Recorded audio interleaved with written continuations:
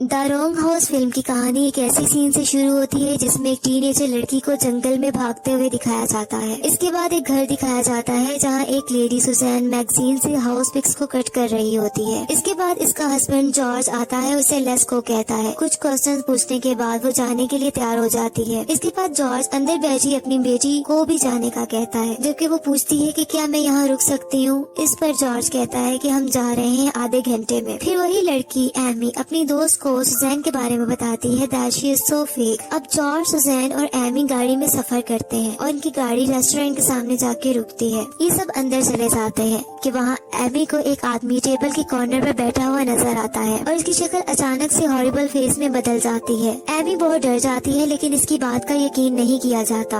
Amy गाड़ी में कहती है कि मैं घर जाना चाहती हूँ, लेकिन जॉर्ज, इसका फादर, कहता है कि पहले हम घर देखने जाएंगे और फिर दोबारा हम घर वापस आ जाएंगे। फिर वो लंबा सफर करने के बाद इस घर तक पहुँचते हैं जहाँ फॉर सेल लिखा होता है और साथ ही में उसी के ऑनर की तस्वीर बनी होती है। जैसे ही एमी उस आदमी की तस्वीर देखती है तो वो बताती है कि ये वही आदमी है जिसको इसने रेस्टोरेंट में देखा था, लेकिन इसकी बातों को इग्नोर किया जाता है। कुछ देर में उस घर में पहुँच जाते हैं और वहाँ कोई भी नहीं होता। वहाँ एक स्पीकर होता है जिसमें से वेलकम की आवाज आती है और ये भी स्टेटमेंट बोली जाती है कि आप फ्रीली इधर उधर जाकर घर देख सकते हैं और कहा जाता है कि स्पीकर के बटन को प्रेस करके वो इस अजीम जगह के बारे में जान और सुन सकते हैं। कुछ देर में वहाँ एक जीप आती है जिसमें एक दूसरी फैमिली होती है जो कि पहले ही इस घर को देखकर जा चुकी होती है। दोनों फैमिलीज का इंट्रोडक्शन होता है। इसके बाद जॉर्ज की फैमिली गाड़ी में बैठकर चली जाती है जंगल की तरफ। जैसे ही इनकी गाड़ी जा रही होती है कि इनके सामने एक लड़की आती है और जमीन पर गिरकर जख्मी हो जाती है। ये सब उतरकर उसको देखते हैं और पूछते हैं कि क्या वो ठीक है। इसके मुंह से खून बह रहा होता है और मुंह से अजीबोगरीब आवाजें निकालती है और बहुत ही मिस्टीरियस वे से अपने हाथ से एमी के चेहरे को भी टच करती है। इमीडिएटली सेकंड फैमिली की भी जीप पीछे से आ जाती है और इन सबको अपनी गाड़ी में बिठाकर ले जाते हैं। सब दोबारा इस घर के सामने चले जाते हैं जहाँ फॉर सेल लिखा होता है। एक्चुअली अब दोनों फैमिलीज इस जगह पर ट्रैप हो चुकी होती हैं।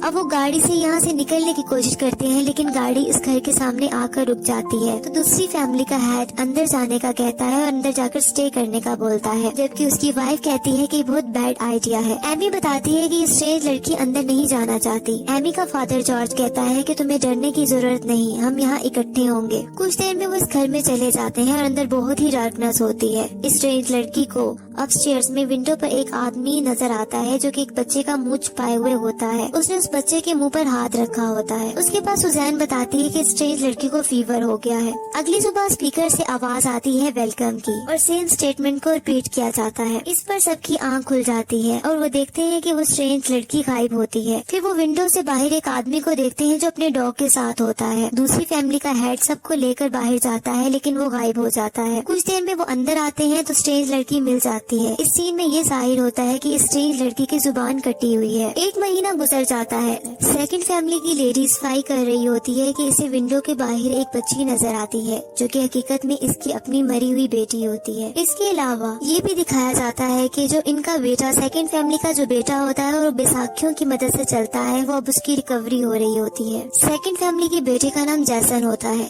वो एमी के साथ घर से बाहर जाता है, जबकि जाने से पहले जैसन का बाप इसको रिवॉल्वर दे देता है ताकि वो अपनी प्रोटेक्शन कर सके। जैसन एमी के साथ होता है कि एमी को विंडो में से एक छोटा बच्चा नजर आता है। वो जल्दी से घर की तरफ भाग जाती है और अपने फादर को आकर बताती है कि मैंने एक बच्चे को देखा है। एमी के पेरेंट्स कुछ नोट्स और चीजें लेकर बैठे होते हैं और वहाँ एक पिक भी पड़ी होती है जहाँ उस बच्चे की तस्वीर होती है। तो एमी इसको पहचान लेती है और बताती है कि ये वही बच्चा है और सब अपस्टेयर्स की तरफ तेजी से जाते हैं लेकिन इस जगह कोई नहीं होता। जबकि डाउनस्टेयर्स में दूसरी फैमिली की लेडी एक बॉक्स ओपन करती है और इसमें से बहुत से पजल्स निकाल लेती है और इनको टेबल पर रख देती है। इसके बाद वो इन्हें सॉल्व करने का सोच रही होती है कि इसे पीछे से मम्मी की आवाज आती है। जब वो टर्न होकर देखती है तो इसकी छोटी बेटी, जिसको इसने विंडो से बाहर देखा था, वो इसके पीछे खड़ी होती है। वो औरत अपनी बेटी को गले लगा लेती है और इसकी पिन वगैरह सेट करती है। वो बच्ची कहती है कि मैं यहाँ नहीं रुक सकती और अपनी माँ के कान में विस्पर करती है। वो स्ट्रेंज लड़की सोफे पर लेटी सब देख रही होती है कि वो लेडी के पास कोई नहीं होता। वो एक्शन सुजैन से किसी से गिले मिलने का कर रही होती है। अगले सीन में जंगल का व्यू दिखाया जाता है। इसके बाद डिनर टाइम होता है जिसमें से सुजैन कहती है कि मुझे पता है कि तुम कुछ जानती हो, लेकिन इस पर वो लेडी कहती है कि मैं कुछ नहीं जानती और मैं फॉल्ट पर नहीं हूँ। सुजैन उसे रूडली बात करती है जिससे वो बाहर चली जाती है। जैसे ही सेकंड फैमिली की लेडी बाहर जाती है तो वहाँ उसको अपनी बेटी दोबारा नजर आती है जो कि इसके कान में दोबारा विस्पर करती है। नेक्स्ट सीन में सुजैन को ख्वाब आता है जिसमें इसका हस्बैंड जॉर्ज को देखती है और वो बहुत वायलेंट होता है। इसके बाद वो सामने वाली कुर्सी पर वही आदमी रॉन को बैठा हुआ देखती है कि अचानक से सुजैन की आंख खुल जाती है और वो अपने हस्बैंड जॉर्ज से डर जाती है और कहती है कि तुम ऐसा नहीं कर सकते। डाउनस्टेयर्स पर बैठी एमी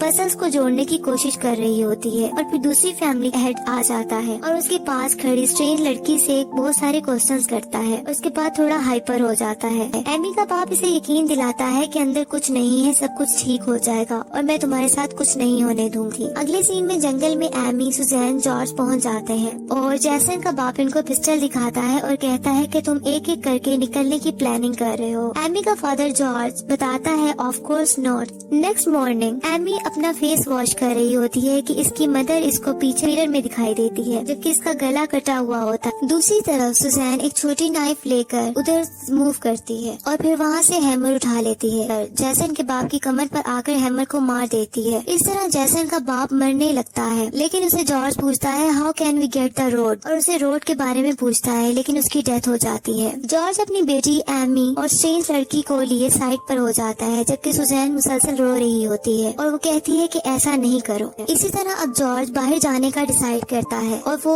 गन अपनी डॉटर को देकर जाता है ताकि वो अपनी केयर कर सके। जबकि दूसरी तरफ जंगल में जॉर्ज बैक स्टेप से रोड की तरफ को तलाश करने की कोशिश कर रहा होता है। जैसे ही वो फॉरेस्ट के मिड में पहुंचता है तो इसको हेलो की आवाज आती है। वही पर्सन रॉन अपने डॉग के साथ पीछे खड़ा होता है, लेकिन जब जॉर्ज पलट कर देखता है तो इसको अपना हमशक्ल दिखाई देता है। एमी और वो स्ट्रेंज लड़की एक दरख्त के पीछे छुपी होती है कि जॉर्ज वहाँ जाकर स्ट्रेंज गर्ल के बाल पकड़ लेता है और अपनी तरफ उसको घसीटता है। इसके बाद हैमर से उसको मार देता है। अब उस स्ट्रेंज लड़की की भी डेथ हो जाती है। एमी बहुत घबरा जाती है और रोने लग जाती है और अपनी गन से अपने फादर पे फायर कर देती है जिसकी वजह से इसके फादर की भी डेथ हो जाती है। अब वो जंगल की तरफ भागती है, उसको एक कार नजर आती है और उसके सामने जाकर गिर जाती है। वहाँ एक कार रुकने पर लोग इसे गाड़ी में बिठाते हैं कि वो देखती है कुछ पजल्स इसकी पॉकेट्स में होते हैं। वो गाड़ी दोबारा इस घर में के सामने जाकर रुक जाती है। अभी वो वहाँ बैठी होती है कि दूसरे कार डोर से वही घोस्ट बॉय और उसका बाप खड़े होते हैं और वो घोस्ट बॉय कहता है शी इज बैक डैडी और एमी को अपनी तरफ ये खींच लेते हैं और वो आदमी सीजर से एमी की जुबान काट देता है।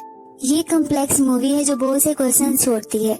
राइटर इस मूवी की एक्सप्लेनेशन पर कहता है कि बेसिकली ये सब मर्डर घोस्ट बॉय और घोस्ट मैन कर रहे होते हैं, ह्यूमन बॉडीज को पोज करके उनके दिमाग को साइकोलॉजिकल टॉर्चर करते हुए, और आखिर में ये पता चलता है कि ये वही पुराना साइकिल है जो दोबारा से शुरू हो जाता है। जैसा कि हमें पता चलता है कि एमी की जुबान कट गई है और वो अब स्ट्रेंज गर्ल मानी जाती है। इसी फैमिली के लिए जो इस घर में जो फॉर सेल है देखने आएंगे।